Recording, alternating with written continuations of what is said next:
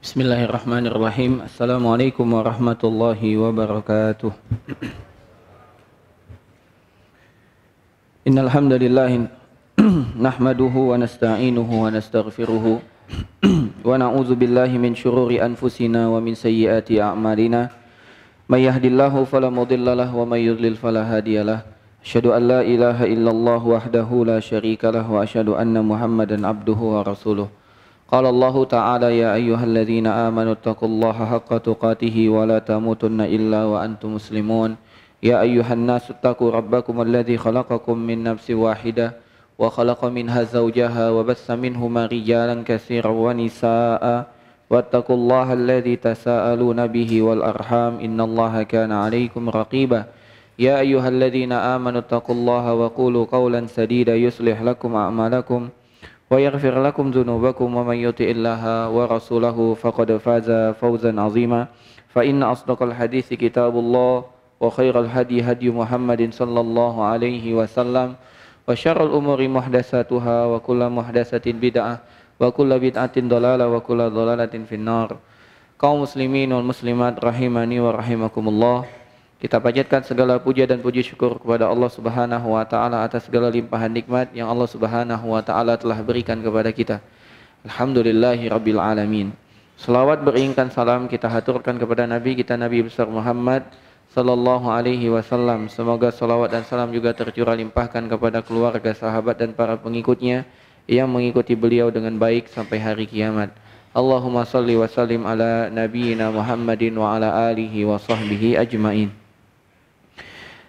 Jamaah sekalian kaum muslimin wal muslimat rahimani wa rahimakumullah. Insyaallah pada malam hari ini kita akan lanjutkan pembahasan kita dari pembahasan kitab Riyadhus Shalihin, yang mana pada malam hari ini kita akan masuk pada bab yang kedua, yaitu babut taubah, bab tentang taubat, bab taubat.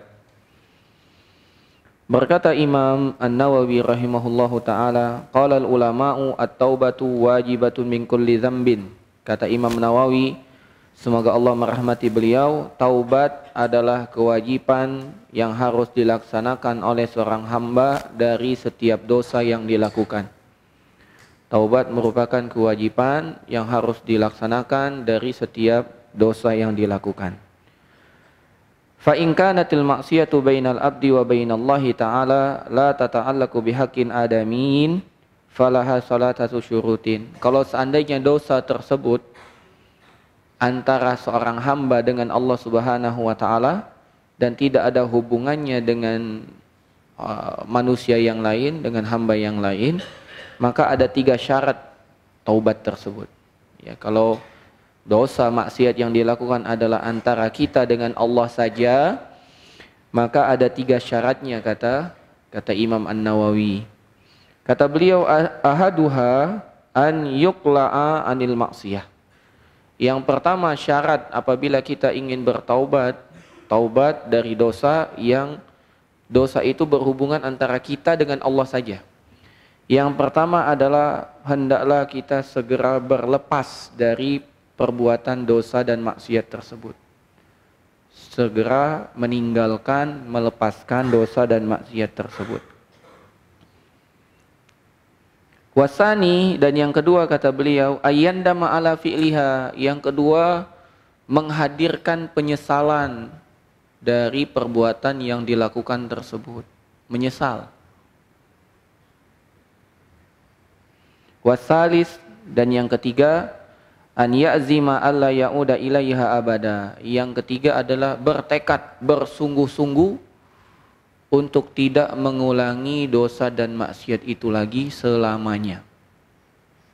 Jadi ada 3 syaratnya. Yang pertama segera berhenti dari perbuatan dosa tersebut. Yang kedua menyesali perbuatan dosa tersebut. Yang ketiga bertekad sungguh-sungguh untuk tidak mengulangi dosa tersebut selamanya. Kemudian beliau mengatakan, fa in fuqida ahadus salasati lam tasihha taubatuhu. Kalau seandainya salah satu saja tidak ada dari 3 syarat ini, salah satu saja tidak ada, maka taubatnya tidak sah. Dia berhenti dari perbuatan dosa dan maksiat. kemudian dia bertekad untuk tidak mengulangi, tapi dia tidak menyesal, ya dia santai-santai saja, maka dia bukan taubat. Karena dalam hadis yang lain Nabi SAW bersabda, an-nadamatu taubah. Penyesalan itu adalah taubat. Jadi kalau kita tidak menyesal, berarti kita belum bertaubat. Menyesal dulu. Yakini yang kita lakukan itu sebuah kesalahan, sebuah dosa, sebuah pelanggaran, maka itu makna taubat. Ya, sambil kita segera berhenti dari perbuatan dosa tersebut dan bertekad untuk tidak mengulanginya lagi. Kemudian Imam Nawawi mengatakan, wa in kanatil maksiyatu tata'allaqu bi adamin fasyurutuha arba'atun. Tapi kalau seandainya dosa dan maksiat itu berhubungan dengan sesama manusia, maka syaratnya menjadi 4. Kalau antara Allah dengan hamba, hamba dengan Allah 3. Tapi kalau dengan hamba, maksiat itu antara hamba dengan hamba, maka jadi 4 tambah 1.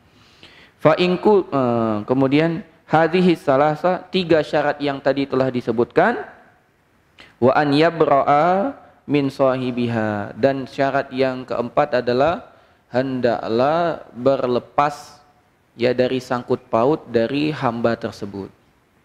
Ya, berlepas dari sangkut paut yang ada dengan seorang hamba tersebut. Contohnya, fa in kanat malan, kalau seandainya dia pernah mengambil uang atau harta, dia harus kembalikan dahulu.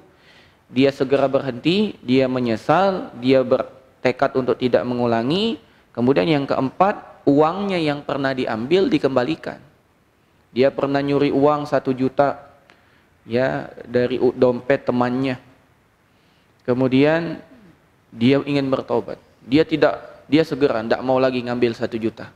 Kemudian dia menyesal, kemudian tidak mengulangi. Tapi dia mengatakan, wah saya kalau mau ganti 1 juta tidak ada uang. Diam-diam aja, tidak boleh. Dia harus kembalikan. Kenapa? Karena dosa ini berhubungan dengan sesama manusia. Atau wa in kanat haddan aw hadda qadzafin wa nahu makkanahu minhu aw talabal afu. Tapi kalau dia pernah memfitnah, menuduh, ya, maka hendaklah dia menghilangkan tuduhan tersebut semaksimal yang bisa dan meminta maaf kepada orang yang pernah dituduhnya tersebut. Misalnya ada orang yang menuduh orang tersebut adalah mencuri, maka dia harus lepaskan tuduhan itu. Dia umumkan lagi kepada orang, ya bahwasanya dia enggak mencuri, ya ini pencurinya sudah ketemu, dan dia minta maaf sama orang tersebut. Wa in kanat ghibatan, kalau seandainya itu gibah, ya itu gibah. Apa beda tuduhan dengan gibah, Pak? Ibu-ibu, kaum muslimin wal muslimat. Kalau tuduhan itu bukan yang terjadi pada seseorang. Itu tuduhan. Kita tidak mencuri, kemudian ada yang menuduh kita mencuri, itu namanya tuduhan. Ya, buhtan. Itu namanya tuduhan. Tapi kalau kita pernah mencuri, kemudian kita telah bertobat, terus sama teman kita, oh si fulan itu mencuri loh, itu memang fakta dia mencuri, maka itu menjadi ghibah. Jadi ghibah itu fakta. Kalau bukan fakta namanya tuduhan, fitnah bahasa Indonesianya. Bahasa Indonesianya fitnah. Maka jangan kita merasa aman. Ya memang faktanya begitu kok. Nah, fakta itu namanya ghibah. Fakta itu namanya ghibah. Kalau seandainya dia pernah menggibahi, istahallahu minha, maka dia harus meminta halal dari orang tersebut. Ya, dia harus puji di tempat dia pernah menghina orang tersebut. Dia harus memuji orang tersebut dan dia harus minta halal kepada orang yang pernah diribai. Wa yajibu an yatuba min jami'iz dzunub, maka setiap kita ini wajib bertobat dari semua dosa yang dilakukan. Fa in taba min ba'diha sahhat taubatuhu inda ahlil haq min dzalika dzam. Kalau dia bertobat dari sebagian besar atau sebagian dosa-dosanya, sah taubatnya, ya. Wa baqi alaihil baqi. Adapun yang belum dia bertaubat, maka itu yang jadi permasalahan. Ya, wajib dia bertobat dari semua dosa. Kalau dia misalnya punya 100 dosa, dia harus bertobat dari semuanya. Tapi kalau dia baru sempat 60 yang dia bertaubat, sisa 40, 60-nya diterima taubatnya, 40-nya ini nanti di akhirat Allah akan ampuni dia atau tidak. Wa qad tadhaharat dalailul kitab was sunnati wa ijma'ul ummati ala wujubi taubah. Dan telah banyak sekali dalil-dalil yang menunjukkan atas wajibnya bertaubat. Kemudian Imam Nawawi membawakan dalil yang pertama di dalam surat An-Nur ayat 31. Kata Imam An-Nawawi, qala Allah Ta'ala, Allah Subhanahu wa taala berfirman, "Wa tubu ilallahi jami'an ayyuhal mu'minun la'allakum tuflihun." Dan bertaubatlah kalian semua kepada Allah Subhanahu wa taala semuanya. Dan bertaubatlah kepada Allah Subhanahu wa taala kalian semuanya. Ayyuhal mu'minun, wahai orang-orang yang beriman, la'allakum tuflihun, agar kamu beruntung. Dalam ayat ini Allah Subhanahu wa taala memerintahkan semua orang yang beriman untuk bertaubat. Dan ini menunjukkan bahwasanya taubat itu adalah fardu ain, bukan fardu kifayah. Kita yang berdosa, orang lain yang taubat untuk kita, tidak bisa. Ya, kita katakan, misalnya kita berjudi ramai-ramai 10 orang, 7 sudah bertaubat, wah berarti saya sudah gugur. Tidak bisa, dia pun harus bertaubat, karena taubat itu fardu ain. Jangan mengatakan 7 di antara kita kan sudah bertaubat, gugurlah. Ya 3-nya tidak usah taubat, tidak. Bahkan 10 yang berjudi, 10 itu juga yang harus bertaubat. Karena dia fardu ain. Faman istajaba faqad tahaqqaqa falahu wa ta'akkada najahu. Barang siapa yang menyambut panggilan Allah ini untuk dia segera bertaubat kepada Allah, maka dia telah mendapatkan keberuntungan dan telah mendapatkan keberhasilan. Ya. Karena kata Allah la'allakum tuflihun, ini pasti. Ini maknanya pasti, agar kalian beruntung, itu pasti beruntung. Ya, la'allakum tuflihun yaitu agar kalian pasti beruntung, ya. Di barang siapa yang ingin untung, hendaklah dia banyak bertaubat. Maka sebagian ulama mengatakan taubat itu merupakan kewajiban umur. Selagi kita masih punya umur, kita wajib bertaubat. Selagi kita masih punya umur, kita wajib bertaubat. Kenapa? Karena anak Adam ini pasti bersalah. Dalam sebuah hadis Nabi SAW bersabda, kullu bani Adam khatta'un wa khairul khatta'in at-tawwabun. Setiap anak Adam itu banyak berbuat salah. Bukan 1-2 kali, tapi banyak. Coba kita introspeksi, mata, telinga, mulut, tangan, kaki, hati. Ini semua kita punya dosanya. Walaupun kita berdiam diri di rumah, ternyata kita berdosa. Hati kita membayang-bayangkan yang haram, jatuh kita dengan yang haram. Ya, telinga kita walaupun di rumah kita bisa lihat TV, kita bisa lihat handphone, kita bermaksiat bisa jadi. Ya, banyak sekali dosa kita. Di jalan kita ngelihat ke atas dosa, lihat ke bawah dosa, lihat mana lagi, mau merem susah. Makanya dahulu ada para ulama, ya, sebagian dari ulama itu, mereka ketika keluar rumah, dia tidak melihat kecuali jempol kakinya. Kecuali jempol kakinya. Pernah dikisahkan ada seorang alim, minal ulama, seorang ulama, itu pulang ke rumah. Pergi dari rumah, balik lagi ke rumah. Kemudian istrinya mengatakan, berapa wanita yang telah engkau lihat di jalan? Kata istrinya nih, kata ulama itu, tidak satu pun wanita yang aku lihat. Mana mungkin? Karena sejujurnya ketika aku keluar dari rumahku, yang aku lihat hanya jempol kakiku. Ini tidak lihat apa-apa, cuma jempol kaki yang dilihat. Subhanallah, itu para ulama. Ya, sebagian lagi mengatakan pernah dia menoleh ke atas, maka tiba-tiba kelihatan, dia melihat, pengennya lihat genteng. Tiba-tiba di genteng itu ada wanita yang buka aurat. Tiba-tiba dia pukul wajahnya dan mengatakan, celakalah engkau. Kenapa engkau lihat apa yang bukan halal bagimu? Ya, sekarang aku hukum engkau untuk tidak pernah melihat ke atas. Maka sejak kejadian itu dia tidak pernah melihat ke atas. Ini namanya taubat, Pak. Ya, luar biasa kan? Itu ulama. Maka kita harus mencontoh. Makanya ada pepatah Arab itu mengatakan, illam takunu mislahum fatashabbahu. Kalau kita tidak mampu menjadi seperti mereka, maka hendaklah kita bersungguh-sungguh untuk mencontoh mereka. Fa inna tasyabbahal kirami falahu, karena mencontoh orang yang mulia itu merupakan kesuksesan. In lam takunu mislahum fatashabbahu fa inna tasyabbahal kirami falahu. Ya, kalau kita tidak mampu seperti mereka, maka contohlah mereka. Karena mencontoh orang yang mulia itu merupakan kemenangan, keberuntungan. Kemudian Allah Subhanahu wa taala juga berfirman di dalam surat Hud ayat ketiga. Wa anistaghfiru rabbakum summa tubu ilaihi. Dalam ayat ini Allah menyebut dua, Pak. Kalau yang pertama tubu, taubat. Yang kedua ada dua. Kata Allah Subhanahu wa taala wa anistaghfiru rabbakum, dan agar mereka beristighfar dengan Tuhan mereka.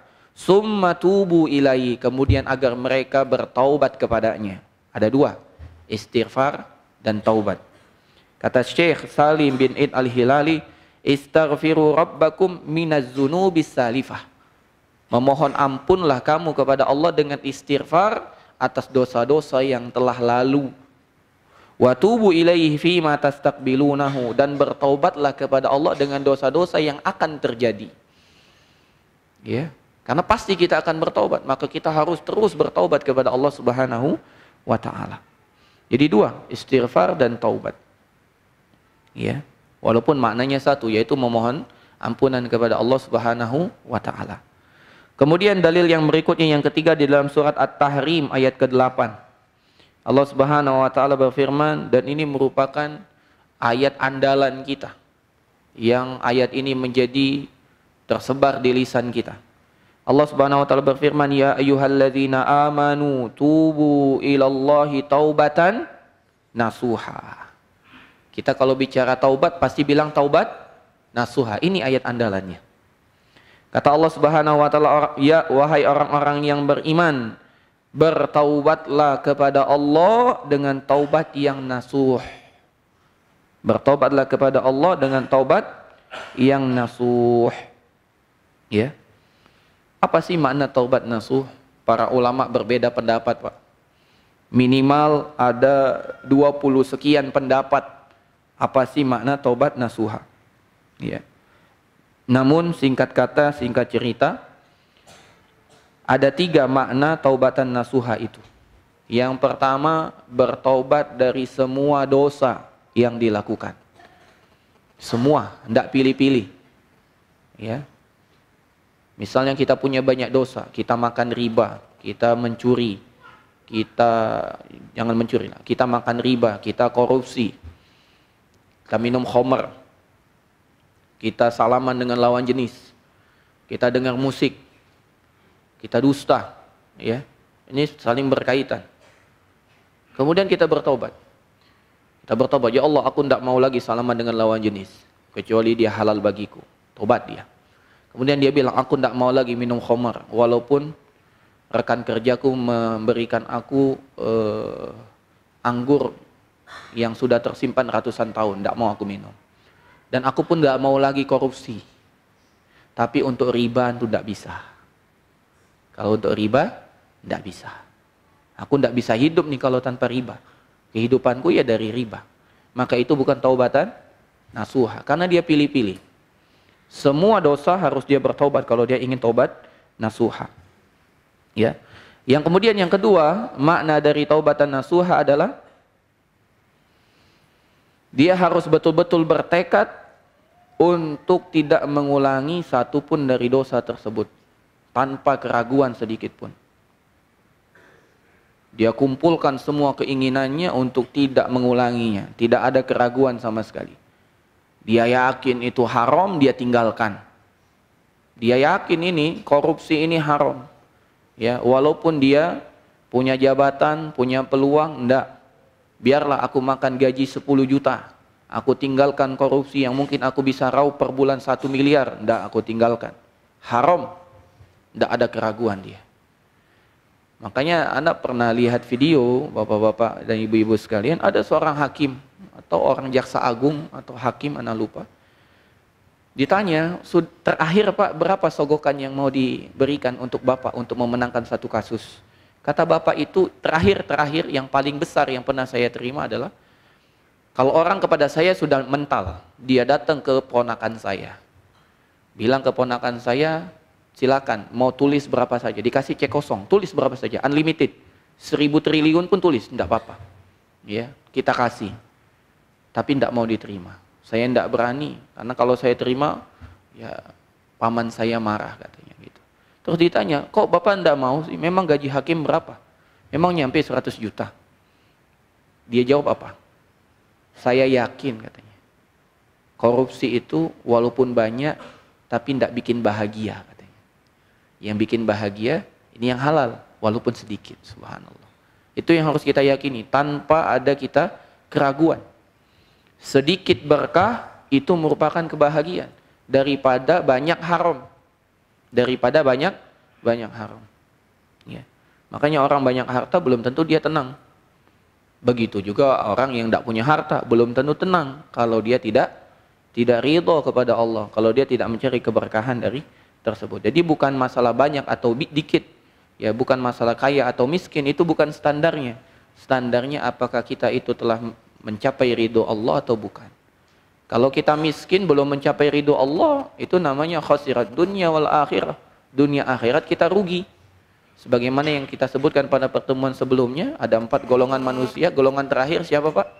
Tidak punya harta, tidak juga punya ilmu.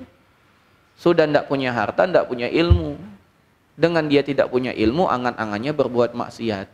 Sudah celaka di dunia, tidak punya harta, di akhirat pun makin celaka. Ini yang kedua, berazam, tidak ada keraguan. Yang ketiga, hendaklah yang dimaksud dengan taubatan nasuha, hendaklah dia mengikhlaskan taubat ini hanya kepada Allah Subhanahu wa taala. Dia bertaubat bukan karena mau nikah. Dia bertaubat bukan karena mau masuk diterima di kerjaan. Ya, karena ada pekerjaan-pekerjaan sekarang, Masya Allah, sudah ada standar. Kalau mau masuk bekerja harus sholat 5 waktu. Kalau mau bekerja di sini tidak boleh merokok. Kalau merokok, ma'assalamah, sudah berhenti, tidak usah di sini kerja. Saya di sini cari orang yang mau sholat 5 waktu. Karena kalau ada orang yang sholat 5 waktu, dia taat kepada Allah, dengan saya insya Allah taat. Dia tidak akan khianat. Tapi kalau ada orang tidak sholat 5 waktu dengan Allah, dengan Tuhannya saja dia khianat, apalagi dengan saya. Sedangkan pengawasan saya tidak mampu mengawasi semua kegiatan dia. Maka hanya saya mencari orang yang menjaga sholat 5 waktu yang bekerja dengan saya. Kemudian ada orang yang selama ini tidak sholat, dia bertobat, kemudian langsung sholat. Tapi tujuan dia sholat bukan karena Allah, dia bertobat karena pekerjaan, maka dia bukan disebut taubat nasuha. Ya. Atau terima pekerjaan harus berjilbab, harus menggunakan hijab syar'i. Ini banyak, ya. Kalau mau kerja di saya harus pakai jilbab. Maka dia bertobat dari membuka aurat, sekarang dia bertobat untuk memakai menutup aurat. Tapi dia menutup aurat bukan karena Allah, dia menutup aurat karena pekerjaan. Maka kita kembali pada hadis yang pertama. Innamal a'malu binniyat wa innamal likulli imri'in ma nawa. Setiap amalan tergantung niat dan semua orang akan mendapat sesuai dengan niatnya. Jadi dia bukan taubat nasuha. Ya, bukan taubat nasuha. Nah, inilah makna tiga makna dari taubat nasuha. Yang pertama, dia harus betul-betul sungguh-sungguh, ya, tidak ada keraguan baginya. Yang kedua, ikhlas. Yang ketiga, mencakup semua dosa dan maksiat, tidak pilih-pilih. Nah, ada beberapa cerita dari orang, taubat nasuha itu nama orang. Jadi nasuha itu nama orang. Jadi taubat nasuha, taubatnya nasuha, bukan. Nasuha itu bukan nama orang, ya.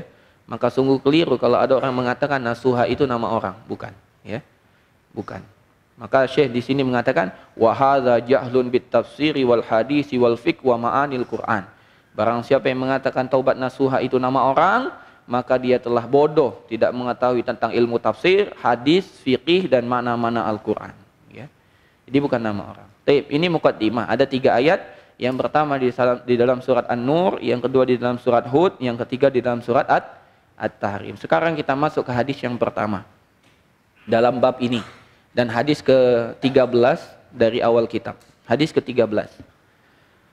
Kata Imam An-Nawawi rahimahullahu taala, an Abi Hurairah radhiyallahu taala anhu, dari Abi Hurairah semoga Allah meridhoinya, qala, Abu Hurairah berkata, sami'tu Rasulullah sallallahu alaihi wasallam yaqul, Rasulullah sallallahu alaihi wasallam pernah bersabda, wallahi, demi Allah, inni la astaghfirullah, sesungguhnya aku sungguh beristighfar kepada Allah, wa atubu ilaih, dan bertaubat kepadanya, fil yaumi, dalam satu hari, aktsar min sab'ina marrah, lebih dari 70 kali. Kata Nabi SAW, demi Allah, sesungguhnya aku beristighfar kepada Allah dan bertaubat kepadanya pada satu hari lebih dari 70 kali. Jamaah kaum muslimin wal muslimat rahimani wa rahimakumullah. Hadis ini diriwayatkan oleh Imam Al-Bukhari dalam kitab sahihnya, Sahihul Bukhari. Tahukah kita bahwasanya Nabi SAW adalah manusia yang telah Allah jaga, maksum, terbebas dari dosa. Baik dosa-dosa yang telah lalu ataupun yang akan datang. Allah Subhanahu wa taala jaga. Namun Nabi SAW tidak merasa bangga. Nabi SAW tidak merasa bahwasanya dirinya sudah sangat hebat. Tapi Nabi SAW masih tetap bersemangat untuk melaksanakan perintah-perintah Allah. Karena Nabi SAW tahu ini merupakan perintah Allah dan ini adalah jalan agar kita mendapatkan balasan kebaikan dari Allah Subhanahu wa taala. Maka Nabi SAW menjadi lebih bersemangat. Makanya pernah dikisahkan Nabi SAW itu pernah sholat malam dengan sholat yang begitu panjang. Dalam riwayat dikatakan bahwasanya Nabi pernah sholat rakaat pertama membaca Al-Baqarah, membaca Ali Imran, membaca An-Nisa, satu rakaat. Ya. Makanya Aisyah meriwayatkan Nabi itu tidak pernah sholat dalam satu malam lebih dari 11 rakaat. Tapi kata Aisyah, jangan ditanya antulihinna wa husnihin. Tapi jangan tanya tentang panjangnya berdirinya Nabi dan bagusnya bacaan Nabi. 11 rakaat itu bagi orang yang sholatnya panjang dan bacaannya panjang. Kalau kita tidak bisa sholatnya panjang-panjang, makanya para ulama mengatakan sholatul lail masna-masna. Sholat malam itu dua-dua. Dua sholat istirahat, dua lagi sholat istirahat, dua sholat istirahat. Mau sampai berapapun boleh, ya. Insyaallah al-amru fihi wasi', ya, perkara ini luas. Mau 20, mau 22, 24, 40, 50, 60 silakan, bebas. Tapi kata Nabi SAW, kalau sudah menjelang fajar, hendaklah dia tutup dengan witir. Hendaklah dia tutup dengan witir. Jadi tergantung kita. Kalau kita tidak bisa berdiri lama-lama, ada orang tidak bisa berdiri lama. Kalau berdiri lama dia pusing. Maka sholatnya dipendek-pendekkan. Dua. Ya. Tapi kalau dia bisa panjang seperti Nabi, inilah yang utama. Pertanyaannya, Nabi kan sholatnya panjang-panjang. Untuk apa Nabi panjang-panjang? Bukankah kunci surga ada di Nabi? Kunci surga kan ada pada Nabi. Ya. Kata Nabi SAW, aku adalah orang yang pertama masuk surga. Ya, aku orang yang pertama masuk surga, kata Nabi SAW. Lantas, untuk apa Nabi beribadah? Ditanya, ini yang jadi ganjalan dalam diri Aisyah. Aisyah bertanya kepada Nabi Muhammad SAW, ya Rasulullah, bukankah dosamu telah Allah ampuni yang telah lalu dan akan datang? Lantas kenapa engkau sholat sampai tawarom, sampai kaki beliau bengkak? Kenapa? Maka Nabi SAW mengatakan, afala akunu abadan syakura. Aku tahu tentang itu, dosaku telah Allah ampuni, yang akan datang maupun yang telah lalu, dan aku pun telah diberikan izin oleh Allah Subhanahu wa taala untuk menjadi orang yang pertama kali masuk surga. Allah pun telah memuliakan aku menjadi manusia yang paling mulia, sayyidu waladi Adam, pemimpinnya anak keturunan Adam. Karena aku tahu semua ini nikmat dari Allah, maka aku ingin menjadi hamba yang bersyukur. Ikhwan fiddin wal akhwat rahimani wa rahimakumullah, ketika kita tahu Allah telah memberikan kita petunjuk hidayah, Allah telah melebihkan kita daripada orang lain. Orang lain belum ada panggilan untuk datang ke masjid, orang lain belum ada panggilan untuk duduk bersimpuh, belajar ilmu agama. Orang lain belum ada pikiran untuk berlomba-lomba dalam kebaikan, untuk berinfak, bersedekah, berwakaf. Orang lain belum ada pikiran untuk menyeleksi, mencari dananya, mencari uangnya. Semuanya halal di matanya, yang penting dapat mengantarkan untung. Kalau kita Allah Subhanahu wa taala pilih, ini halal, ini haram. Allah berikan pilihan. Kita tidak sembarang bergaul sekarang. Kita tidak sembarang mencari teman. Bergaul boleh, tapi menjadikan teman tidak. Kita pilih-pilih. Itu kemuliaan. Ketika kita tahu Allah Subhanahu wa taala telah memuliakan kita, kewajiban bagi kita bersyukur. Jangan sampai Allah telah muliakan kita, kita lupa daratan sehingga kita tidak bersyukur. Harusnya orang yang sudah kenal pengajian menjadi orang yang paling banyak bersyukur kepada Allah. Paling banyak bersimpuh, paling banyak menangis kepada Allah Subhanahu wa taala. Karena Allah telah lebihkan dia daripada makhluk-makhluk yang lain.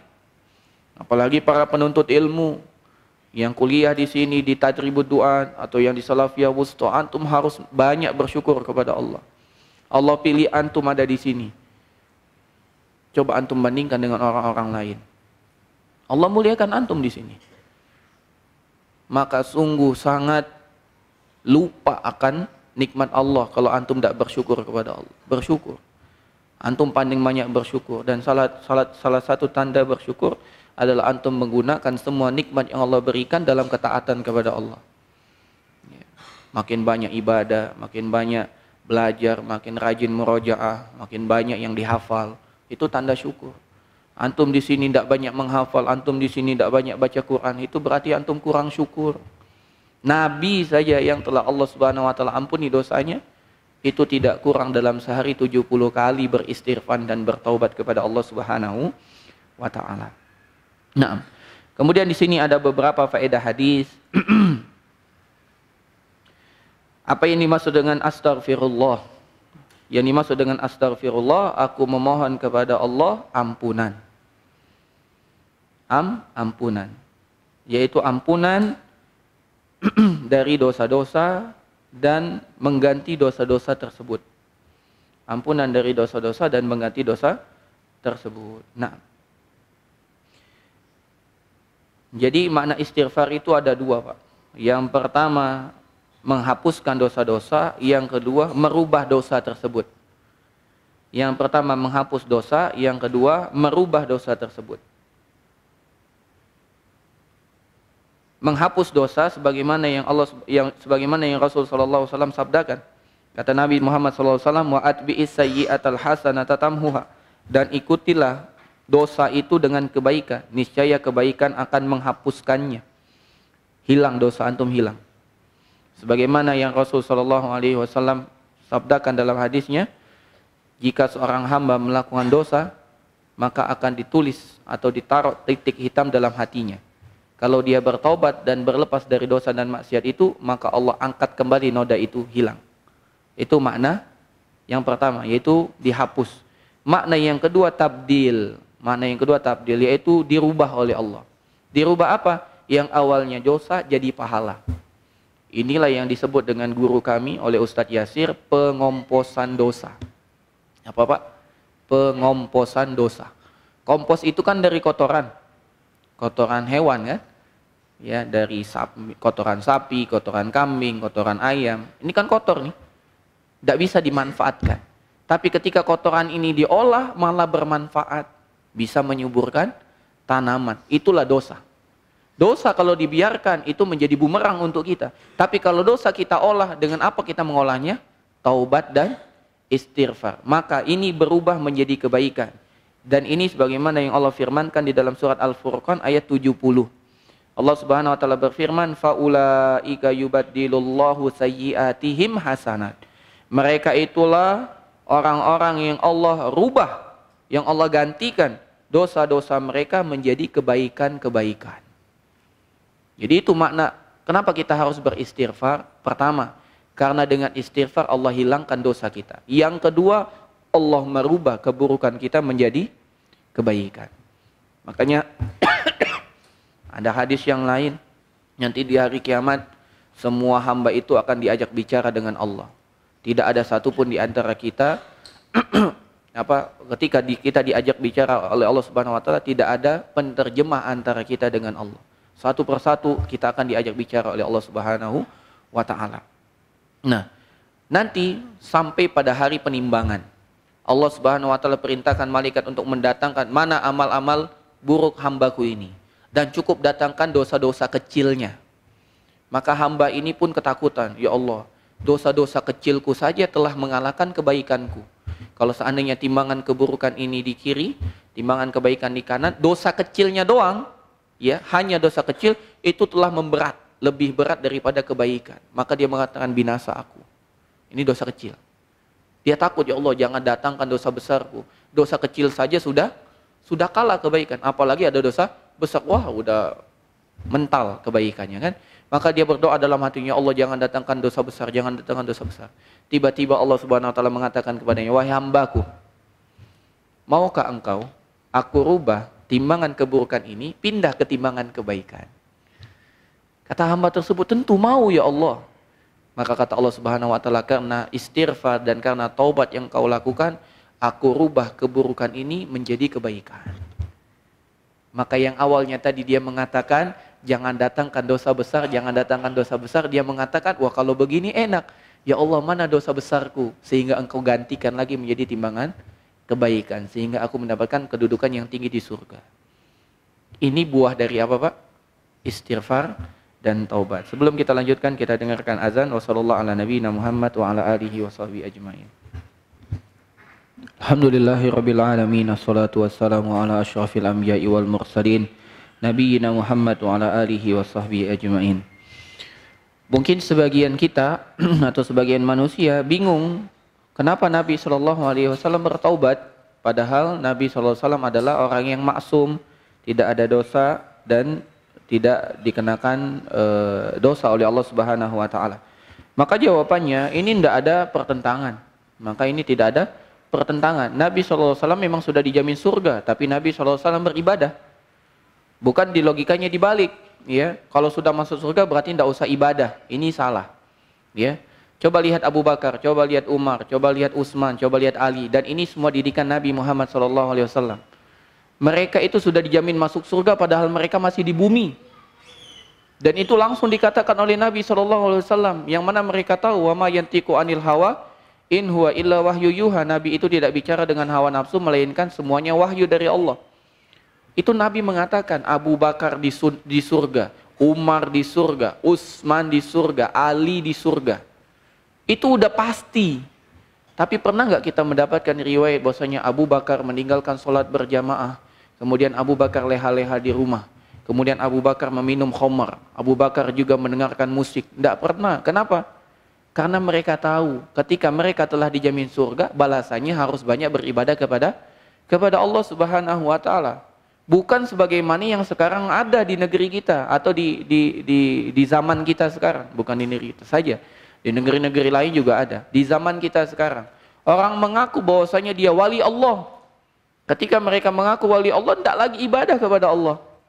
Seakan-akan semuanya halal bagi dia. Halal bagi dia minum khamar. Ketika kita katakan, kenapa Pak Ustadz minum khamar? Mata kamu yang maksiat, saya minum teh, katanya gitu. Itu kan ada terjadi. Maka ini merupakan pemahaman yang salah dan batil dan menyesatkan. Ya, menyesatkan. Ada orang mengatakan, kenapa tidak sholat Jumat? Saya sholat Jumat di mana? Di Mekah. Kan tidak masuk akal gitu. Pesawat mana paling cepat sampai di Mekah kalau dia tinggal di Indonesia? Berapa jam butuh waktu? Kalau dia mengatakan kita sudah selesai sholat Jumat, dia mengatakan saja saya juga sudah sholat Jumat di Mekah. Di Mekah jam berapa sekarang? Kalau di Indonesia sudah selesai jam 1, kurang 4 jam. Itu dari jamnya saja sudah berbeda. Kalau jam 1 di sini kurang 4 jam berarti jam berapa tuh? Baru jam 9. Ya. Baru jam 9 adanya di Mekah. Jam 9 sholat apa di Mekah? Begitu. Maka jangan percaya dengan orang-orang seperti ini. Dia wali, betul dia wali, tapi bukan waliullah. Wali syaitan. Ya, karena wali itu ada dua. Waliullah, wali syaitan. Makanya kata Imam Asy-Syafi'i, kalau kamu melihat ada orang bisa berjalan di atas langit, bisa terbang. Kalau kamu melihat ada orang bisa terbang atau bisa berjalan di atas air, maka jangan kalian katakan dia wali Allah sampai kalian melihat amalnya. Apakah amalnya sesuai dengan Al-Quran, As-Sunnah, dengan petunjuk salafus soleh atau tidak? Kalau amalnya bertentangan dengan petunjuk salafus soleh, tidak sesuai dengan Al-Quran dan As-Sunnah, maka dia bukan wali Allah, tapi wali syaitan. Dan taubat ini merupakan sunnahnya para nabi dan rasul. Sunnahnya para nabi dan rasul. Bukan hanya Nabi Muhammad. Dari Nabi Adam alaihissalam pun mereka telah bertaubat. Allah Subhanahu wa taala berfirman di dalam surat Al-Baqarah ayat 37, kata Allah Subhanahu wa taala, "Fatalaqa Adamu mir rabbih kalimatin fataba alaihi innahu huwat tawwabur rahim." Ya, maka Adam pun memanjatkan ya doa kepada Allah Subhanahu wa taala, memohon ampun kepada Allah Subhanahu wa taala ya dengan kalimat-kalimat yaitu Rabbana zalamna anfusana wa illam taghfir lana wa tarhamna lanakunanna minal khasirin. Maka kata Allah fataba alaihi, maka Allah terima taubatnya Adam. Berarti Adam bertaubat kepada Allah. Demikian juga Nabi Ibrahim. Nabi Ibrahim alaihissalam juga bertaubat kepada Allah sebagaimana dalam surat Al-Baqarah ayat 128. Kata Nabi Ibrahim, Rabbana waj'alna muslimaini laka wa min dzurriyyatina ummatan muslimatan lak wa arina manasikana wa tub alaina. Kata Nabi Ibrahim, tunjukkan kepada kami tata cara manasik haji dan terimalah taubat kami. Ya Allah, terimalah taubat kami. Berarti Nabi Ibrahim bertaubat kepada Allah. Demikian juga Nabi kita, ya Nabi Musa alaihi salam. Kata Nabi Musa sebagaimana yang Allah firmankan di dalam surat Al-A'raf ayat 143. Falamma afaqa qala subhanaka tubtu ilaika wa ana awwalul mu'minin. Kata Nabi Musa alaihi salam, ketika Nabi Musa tersadar dari pingsannya, dia mengatakan, Maha suci Engkau ya Allah, aku bertaubat kepadamu dan aku menjadi orang yang pertama beriman. Jadi Nabi Musa, Nabi Isa, Nabi Ibrahim semuanya bertaubat kepada Allah Subhanahu wa taala. Nah, maka tidak aneh kalau Nabi Muhammad SAW juga bertaubat kepada Allah. Karena Nabi Adam, Nabi Ibrahim, Nabi Musa semuanya pun maksum, dijaga Allah dari dosa dan maksiat. Adapun ada dosa, Allah telah terima taubatnya. Lantas kenapa mereka tetap bertaubat kepada Allah? Ini membuktikan bahwasanya taubat itu merupakan amal ibadah, amal soleh, dan ini merupakan sunnahnya para nabi dan rasul. Naam, mungkin sampai di sini dulu pertemuan kita pada kali ini. Insya Allah kita lanjutkan pada pertemuan berikutnya membaca hadis-hadis yang lain. Kita masih di hadis yang ke-13, hadis yang pertama dari bab yang kedua ini. Jika ada pertanyaan kami persilakan. Wassallallahu ala nabiyina Muhammad wa ala alihi wa sahbihi ajma'in.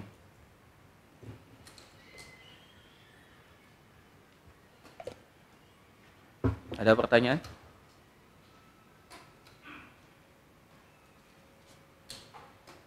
Baik, tidak ada?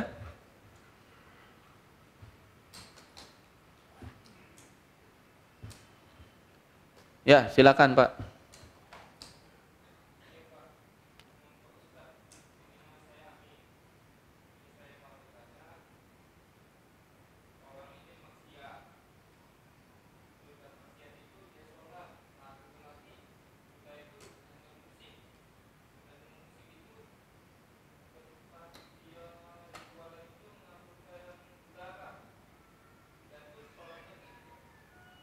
Namurin garam untuk apa Pak?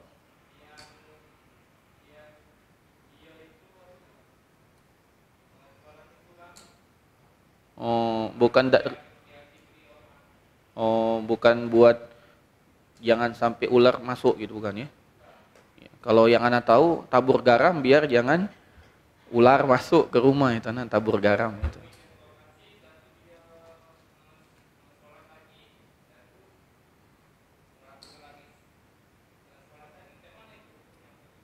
Ya, Masya Allah, barakallahu fiik. Tidak ada di antara kita kecuali bermaksiat kepada Allah. Dan maksiat kita pasti berulang-ulang.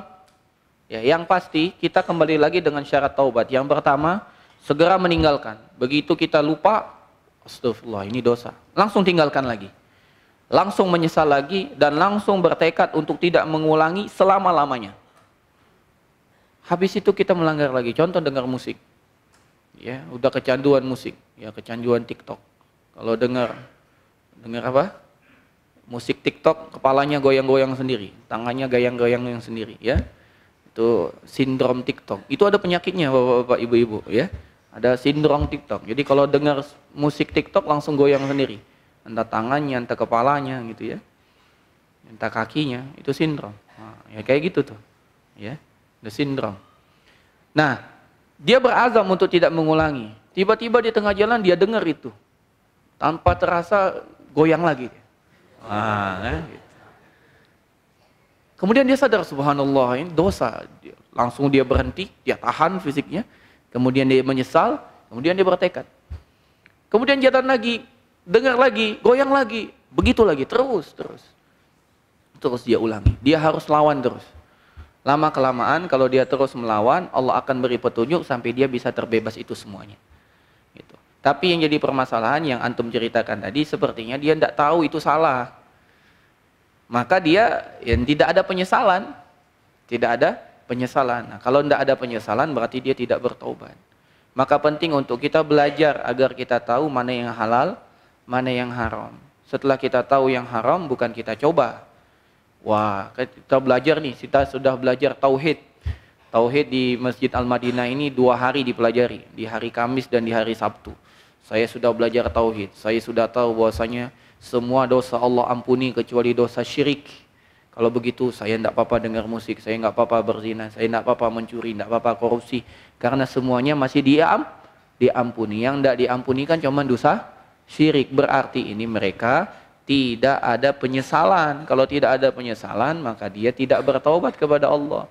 Yang pertama dia harus menyesali dulu. Ini dosa, ini maksiat. Makanya kata para ulama, jangan lihat kepada kecilnya dosa, tapi lihat kepada Allah yang kita maksiati. Kalau kita lihat kepada kecilnya dosa, kita selalu menganggap remeh. Tapi coba kita lihat dengan Allah Subhanahu wa taala yang kita maksiati. Pasti kita akan malu untuk bermaksiat kepada Allah. Ketika kita ingin bermaksiat, lihat nikmat yang Allah telah berikan kepada kita. Dan pikirkan kalau seandainya Allah murka, dicabut satu saja. Tiap kali kita bermaksiat, Allah cabut satu nikmat kita. Contoh, kita bermaksiat tuh, ambillah satu matamu, jangan melihat hari ini. Kenapa? Karena kamu bermaksiat. Nanti kalau kamu taubat, aku kembalikan lagi, kata Allah. Itu kalau kita menghadirkan itu, tidak mau kita bermaksiat. Ya Allah, kalau betul-betul Allah cabut ini mata gimana? Gitu. Dosa lagi, cabut lagi. 2 hilang matanya. Telinganya cabut. Lidahnya tidak ada rasa. Dan kita semua pernah merasakan, tidak ada penciuman, tidak ada rasa. Itu ya. Ingat hari-hari itu. Ya, sehingga kita takut untuk bertaubat. Alhamdulillah sekarang Allah sudah kembalikan lagi. Sehingga kita dapat merasakan gimana nikmatnya rasa cuka. Ya, ingat dahulu gimana kita makan pempek, ternyata tidak ada rasanya. Wah, tidak ada mambunya. Ingat hari-hari itu. Maka jangan sampai kita bermaksiat. Dan Allah Subhanahu wa taala mampu untuk menjadikan itu terjadi kepada kita kembali.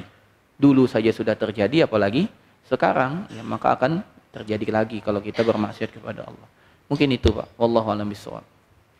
Cukup? Ada lagi? Tidak ada ya? Kita cukupkan. Wassallallahu ala nabiyina Muhammadin wa ala alihi washabihi ajmain. Subhanakallahumma bihamdika asyhadu an la ilaha illa anta astaghfiruka wa atubu ilaik. Assalamualaikum warahmatullahi wabarakatuh.